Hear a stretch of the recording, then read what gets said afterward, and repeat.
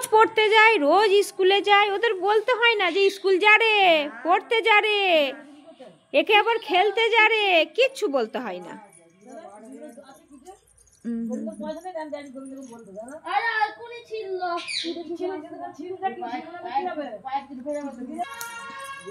তোর এখন আরম্ভ হয়নি পড়া, আরম্ভ হলে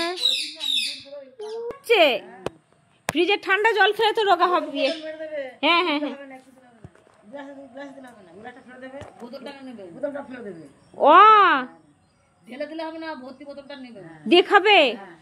আয় না ফ্রিজে জল দিচ্ছি, আয় দেখ ফ্রিজের জল। হ্যাঁ এটা বড় বোতলে ভরা আছে ফ্রিজের জল।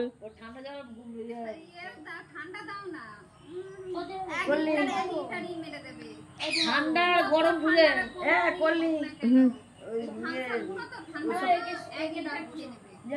ওই বোতলটা নিয়ে আয়, তোকে একটু দে যা, সেই ইয়ের বোতলটা, ওই যে মিরিন্ডার বোতলটা, ওকে একটু দে।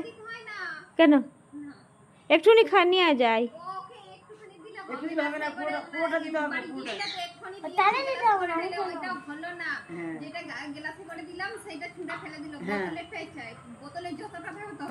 ওই পুরো বোতলটা নেবে, নিয়ে বোতল দিলে হবে না, ও এক ভর্তি বোতল নেবে দিয়ে অত খেতে পারবে না তো, খেয়ে নেবে। এই ওইটুকুনি বডিতে ধরে অতটা, আর অন্য কিছুর বেলায় খাবে না। ও সেটাই তো আমি ভাবছি কিনা যে এক গ্লাস হয়তো খাবে। এই এক বোতল তো আমরাও খেতে পারবো না। তুই প্রচুর খাই আর বলিস না, রোগা আবার বলছে প্রচুর খাই। ওইটাই খাই, অন্য কিছু তো খাই না।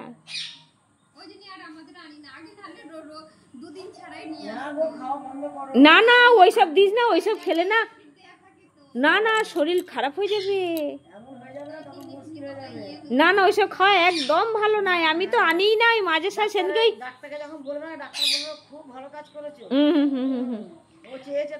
আর ওই নিউমোনিয়া লেগে যাবে, ওই ঠান্ডা ইয়েটা খাবে তো, আর ওর মধ্যে সোডা দিয়ে আছে।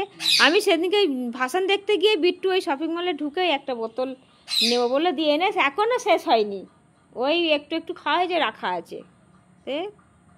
কে খায় ও পড়ে ও না, হ্যাঁ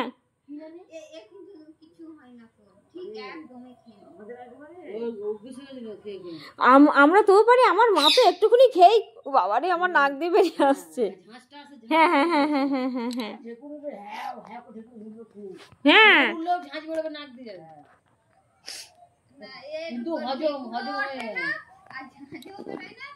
এই জলটা ঢোকে তো তার মানে তবু একবার ডাক্তারে গিয়ে দেখিয়ে নিবি, একটু চেক করিয়ে নিবি, তাই না?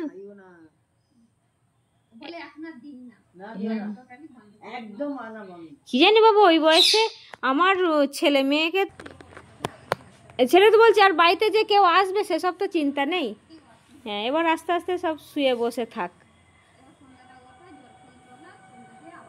আবার সেই ভোরবেলা ওঠা। হ্যাঁ হ্যাঁ গিয়ে শুয়ে পড়গা একটু।